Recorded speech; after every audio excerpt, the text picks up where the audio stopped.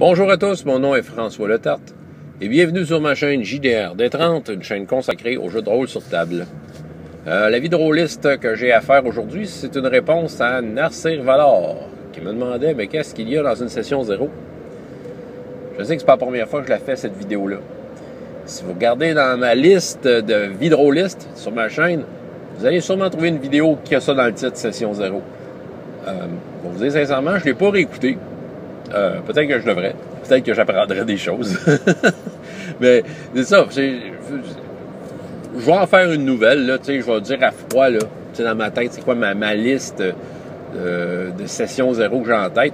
Mise à jour, là, veut dire, là, c'est aujourd'hui ce que j'en fais. Il a répondu, il m'a demandé ça en fait, comme il a fait un commentaire sur ma dernière vidéo, les attentes des joueurs, les attentes, combler les attentes des joueurs. C'est ça dans lequel je mentionnais beaucoup la session 0. Puis en effet, veut dire, la dernière vidéo, c'est un long exposé sur une technique qui, moi, en tout cas fonctionne bien dans mon cas, là, qui permet d'avoir une meilleure expérience de jeu de rôle. Que tout le monde soit content autour de la table, s'embarque dans de quoi qu'ils sont heureux. Là, je vais y aller plus élargi, peut-être plus genre une liste de choses qui me viennent en tête qu'une session 0 devrait comporter. Bon, au cas où vous n'ayez aucune idée c'est quoi une session 0, au cas où que vous tombez sur cette vidéo-là puis vous me voyez pour la première fois de votre vie, vous dites c'est qui ce gars-là? Eh bien, session 0 pour le jeu de rôle, c'est comme la première fois qu'on est tous les joueurs ensemble autour de la table, mais on ne joue pas du jeu de rôle, on fait juste préparer des choses. On met la table sur ce qui s'en vient. C'est une technique qui est très utile, surtout si on fait du long terme, parce que dans un cas de séance unique ou de convention, il n'y en a pas de ça. D'une façon détournée, on émule les sessions 0, autrement dit, on essaie de bien préparer les choses pour que les joueurs sachent dans quoi ils s'embarquent. Mais bien souvent, c'est le maître de jeu qui a déjà tout préparé, tout pensé, puis que c'est plus de bien expliquer aux joueurs pour qu'ils s'intègrent. Là, de la session 0, non, les joueurs ont une implication et le maître de jeu, OK? Ça a une utilité. Faut la faire, cette rencontre-là. Avant la session 0, le maître de jeu, bien souvent, c'est le maître de jeu qui propose une idée pour une campagne, propose le système de jeu, propose l'univers, peut peut-être déjà expliquer vers où s'en va sa campagne, quel genre d'aventure il peut faire. Il peut dire quelque chose comme « On va jouer du D&D 5e édition dans une campagne urbaine et qui va impliquer une guerre entre guildes de voleurs et vous allez faire partie d'une de ces guildes-là. » OK, ça, c'est l'idée que le maître de jeu propose. OK? Ça, c'est avant. Le maître de jeu, lui, il se fait déjà un plan de match, là, mais il n'a aucune idée de c'est qui les personnages, parce qu'ils ne sont pas faits encore. Et c'est là que les joueurs se rencontrent. Bien souvent, s'ils ont répondu à l'appel, c'est qu'ils ont déjà l'information que je vous ai donnée, donc ils savent qu'ils vont jouer dans des guildes de voleurs, puis ils sont d'accord avec l'idée. Jusque-là, ça va. La session 0, traditionnellement, c'était souvent la session qu'on créait les personnages. On faisait les personnages, on en parlait un peu, puis on commençait à jouer. Là, c'est ça. Il faut que ça aille un peu plus loin si on veut. OK? La session 0, juste vite de même, c'est pas obligatoire. Je peux vous dire que, une session 0, je trouve que moi, quand j'en fais, j'ai plus de succès avec mes campagnes puis les projets de jeux de rôle dans lesquels je m'implique. Bon. Là, on est ensemble. Comme j'ai dit, les joueurs ont répondu à l'appel. Ils savent un peu dans quoi ils s'embarquent. Là, le maître de jeu peut faire un exposé un peu plus précis de c'est quoi le genre de campagne, qu'est-ce que ça implique, parler un peu du monde dans lequel ça se déroule. Les joueurs, à ce moment-là, on va avoir une idée plus claire du genre de personnage qu'ils pourraient faire là-dedans. Ils peuvent faire le personnage qu'ils veulent, mais au moins, ils ont le contexte. Il y a un piège que j'ai vu souvent dans la création de personnages, c'est on va jouer à Donjons et Dragons, faites le personnage que vous voulez. À moins que ça soit un bac à sable total, la campagne. Si le maître de jeu avait déjà un plan, ça s'est voué à l'échec. Et je l'ai déjà vu. J'ai déjà vu ça, un maître de jeu qui disait oui, faites le personnage que vous voulez, mais lui, il avait une idée très précise du genre d'aventure qu'il voulait nous faire, puis ça a planté. Ça a pris deux... Après la deuxième séance, là, il abandonnait. mais c'est ça. On n'a pas eu vraiment de session zéro dans laquelle on savait dans quoi qu'on s'embarquait. T'sais. Là, les joueurs ont l'exposé du maître de jeu. Là, les joueurs vont faire leur personnage. C'est sûr, ils vont rouler les dés, ils vont mettre les caractéristiques, tout ça. Mais il faut aussi poser des questions sur le personnage, OK? C'est que le joueur qui crée son personnage, avant même d'avoir créé son personnage, est probablement allé là, à cette séance-là, cette session zéro-là, avec une idée en tête, lui-ci. C'est peut-être, tu sais, il a comme une idée. Il a son propre bagage de choses qui lui donnent le goût de jouer à ce jeu-là, qui lui donne le goût de vouloir s'impliquer dans une campagne de ça. Il y a quelque chose qui l'amène là. Fait que ça, à travers la création de personnages, on pose des questions aux joueurs, on pose des questions à propos de son personnage, puis là, il va peut-être nous dévoiler des trucs du background. OK. Moi, ma vision là, de ça, c'est la vision du gars qui parle dans son char, OK? C'est que tes personnages, là, je veux dire, ils ont vécu avant le premier jour de l'aventure. Ils ont eu une vie fictive, dans laquelle ils ont eu toutes sortes d'affaires. Bon, si le joueur propose des éléments de background à son personnage, ça n'a jamais besoin d'être un gros background, mais il propose des éléments de background, il faut que le maître de jeu tente du mieux qu'il peut de l'intégrer, évidemment, dans son univers. Et, je veux dire, j'en parle parce que ça se peut que le joueur arrive avec de quoi que le maître de jeu n'avait pas prévu. Bon. C'est justement la session zéro aussi, c'est un moment de discuter de ces choses-là. Le maître de jeu peut dire « Ouf, non! » C'est un peu la réponse malheureuse, comme je dirais. Non. À moins que ça soit complètement déconnecté, ce que le joueur propose, là.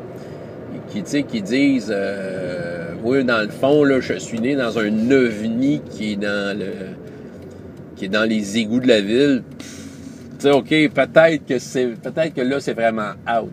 Mais c'est pas juste au maître de jeu de dire non. Le joueur expose son affaire. C'est de voir la réaction des autres joueurs. Est-ce que ça dérange les autres? Parce que là, faut qu'on s'entende sur les backgrounds. Faut que le monde sache c'est qui les autres personnages, puis qu'ils s'attendent à, tu sais, qu'il n'y ait pas de surprise en jeu, là, tu sais, qu'il n'y ait pas de trop de surprises, tu sais, qu'on le sache avec qui qu'on est.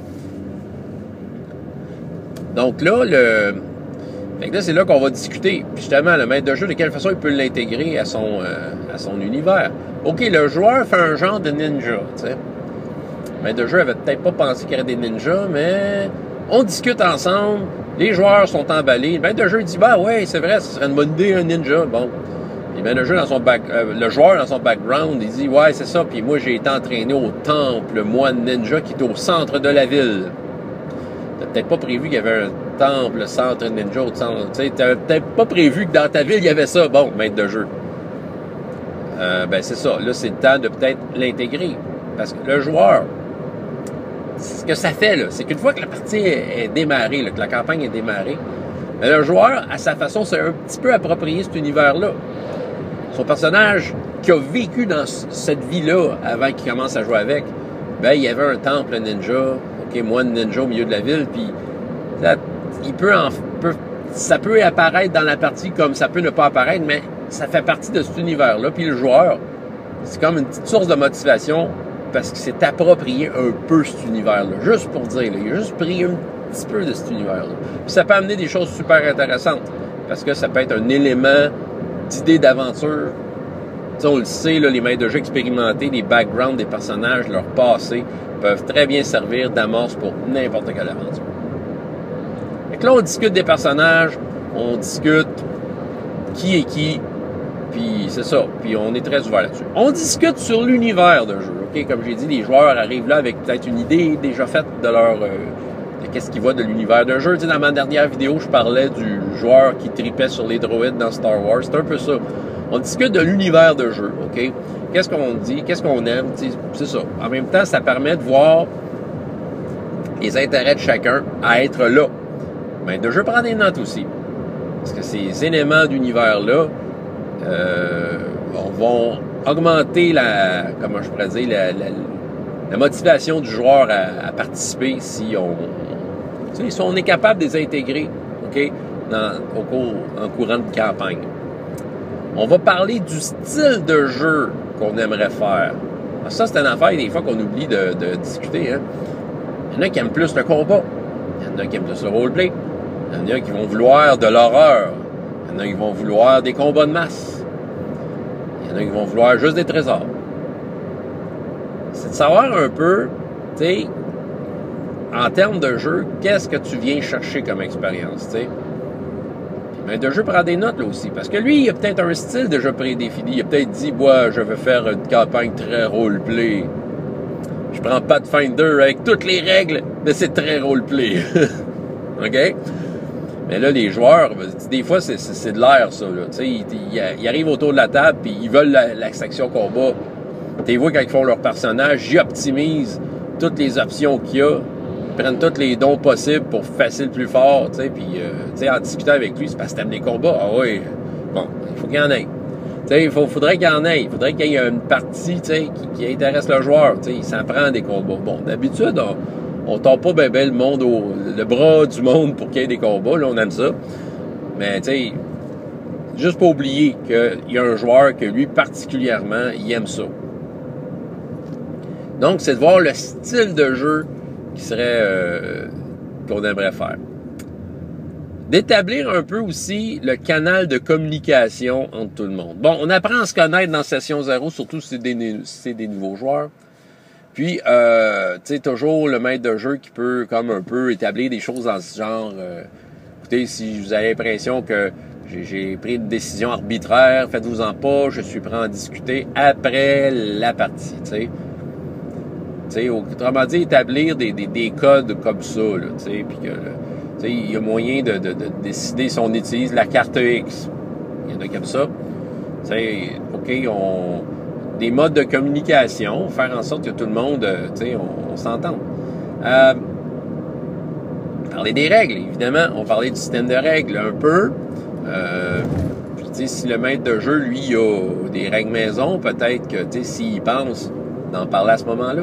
Donc, une discussion sur les règles, de quelle façon peuvent être utilisées. Peut-être d'étaler les connaissances des autres joueurs aussi par rapport à ces règles-là. Ça, c'est juste une saine discussion sur le jeu en tant que tel. Ça fait pas mal le tour, hein. Peut-être que j'ai des affaires que j'ai oubliées, mais, tu sais, c'est ça. Il y en a, tu sais, de commentaires que j'ai eus, que j'ai lus, il y en a qui pensent que la session 0, ça peut défaire bien gros des plans parce que les joueurs vont prendre des décisions qui ont des impacts dans le jeu. Ouais, mais ça change pas tant que ça tes plans, monsieur maître de jeu. Ça fait juste voir c'est quoi l'orientation que tu as à prendre dans ce que tu as préparé. Tu as peut-être déjà tout préparé ta campagne avec toutes tes scènes l'une après l'autre, puis tu sais, ou tu as acheté une campagne du commerce, que c'est déjà tout préparé. Mais là, tu sais, en ayant un peu, faisant session 0, ben là, tu as un peu un profil de ton groupe, puis tu sais sur quoi mettre l'emphase dans ce que tu as préparé maintenant. Il y a peut-être des éléments que tu avais un peu négligés, que tu dis, ah, ça serait peut-être important que j'y travaille finalement, parce que tu sens que ton groupe va embarquer là-dedans. Ou ça peut être, si tu fais du bac à sable, ben, tu sais, la session 0, c'est plus qu'utile. Là, tu as un profil de groupe, puis tu sais, c'est ton point de départ pour faire des aventures, là. Fait que tu n'as pas le choix de faire ça. C'est aussi un antidote à la frustration. Tu sais, quand on joue de campagne, OK, ce qu'on veut, là, c'est que les joueurs restent. On est content. Tu sais, on s'embarque. On veut que ça dure longtemps, nos affaires. OK? C'est toujours frustrant de voir un joueur partir puis de sentir que c'est parce qu'il était tanné, qu'il était pas content. Tu sais, pas parce qu'il n'a plus le temps, là. Parce que là, tu sens qu'il est évasif dans ses réponses, puis tu sais, il n'y a pas de fun. Puis ça arrive, OK? Mais ça, bien souvent, c'est parce qu'on savait peut-être pas ce qu'il voulait vraiment. On est bien roleplay, mais le gars, il aime ses combats, puis on essaye d'éviter les combats le plus possible. Quand vient le temps de faire des combats, tu sais, parce qu'on aime le roleplay, on passe vite sur le combat, puis tu sais, le gars, des fois, il essayait de faire des moves de combat, mais on le prenait pas trop en considération parce que pour nous, les combats en tant que maître de jeu, génial maître de jeu, qu'on sait comment ça marche le jeu de rôle, hein, ben on a décidé que les combats, c'était pas important. Mais non, mais le joueur, tu sais, il s'en va un moment donné. Pourtant, c'était pas un mauvais joueur, on l'aimait bien, lui, tu sais, mais il s'en va. Bon, ben c'est un antidote à la frustration parce que on peut faire une campagne à succès sans session 0. Il y en a des millions qui marchent bien sans ça. Ça marche bien. C'est soit que le match est parfait, c'est qu'on a été chanceux, qu'on a le mix de joueurs parfait, ou que c'est avec des vieux chums, puis qu'à un moment donné, la session 0, c'est plus nécessaire parce qu'on se connaît. T'sais. Ça va. Mais c'est toujours décevant quand t'as un bon joueur qui s'en va, puis tu ne sais pas trop pourquoi. Il y a eu zéro discussion avant. On ne sait pas trop pourquoi. On n'ose pas le dire, puis on est comme dans notre campagne. Fait qu'on pense pas s'arrêter puis poser la question. Parce que souvent, quand il s'en va, c'est parce qu'il est rendu trop tard. C'est parce que l'élément frustrant est apparu juste assez souvent pour qu'il s'écoeure. Mais c'est ça. Mais si, en session 0, il a dit un peu ce qu'il aimerait avoir dans une partie de jeu de rôle, ce qu'il aime du jeu de rôle, ben, tu sais, puis qu'on fait attention pour qu'on en met. Mais c'est un antidote à la frustration, tu sais. Tu risques de... Ben, en fait, tu risques. Tu as des bonnes chances de fidéliser ton groupe à ta table parce qu'ils vont sentir que ce qu'ils font, c'est important. Ils vont sentir qu'ils sont les vrais vedettes de ton histoire. Tu sais, maître de jeu, là, qui a tout préparé sa campagne avant même de rencontrer ces joueurs-là, dans ta tête, là, les vedettes, là, c'est comme ta campagne. T'sais. Ils sont dans ta campagne, mais non, il faut que tu décroches. Aussitôt que le joueur commence à rouler des dés pour faire son personnage, il est la vedette de ton scénario. Fait que faut que tu en prennes soin. La session 0 est une façon de l'amener, de t'amener à comprendre comment en prendre soin de ce joueur-là et de son personnage. Le but, c'est pas de leur rendre la vie facile. Oh que non. Il y en a qui pensent que c'est parce qu'en sachant ce qu'ils veulent, on va leur donner tout cuit dans le bec. Oh que non. On vous dire un de mes secrets personnels. Tout ce qui est écrit sur ta feuille peut se retourner contre toi. Ah ouais, je suis le genre de maître de jeu de même que tous tes éléments de background peuvent devenir des épines dans ton cul. Là. Je peux vous le dire. Savez-vous quoi? Les joueurs adorent ça. Adorent ça. Adorent se retrouver dans le trouble à cause de quoi qu'ils ont pensé eux-mêmes. À cause de quoi qu'ils ont pensé eux-mêmes. C'est pas le maître de jeu qui a inventé ça. Tu l'as écrit que ton père avait disparu dans un volcan. Il revient en démon, hostie. Bon. OK. C'est simpliste comme... OK, mettons, là, avec un super contexte, là, ça passe super bien ce que je viens de dire, là. Mais je peux te dire que c'est le genre d'affaires que les joueurs adorent. Être dans le trouble à cause d'affaires qu'ils ont pensé eux-mêmes. Tu sais, la dernière aventure de Star Wars que j'ai faite, et le gars est super contrebandier, mais t'es arrivé avec sa feuille, son vaisseau tout fait, une espèce de vaisseau pas d'allure, extra équipé de tout. Ça servirait contre lui dans les premières minutes de jeu.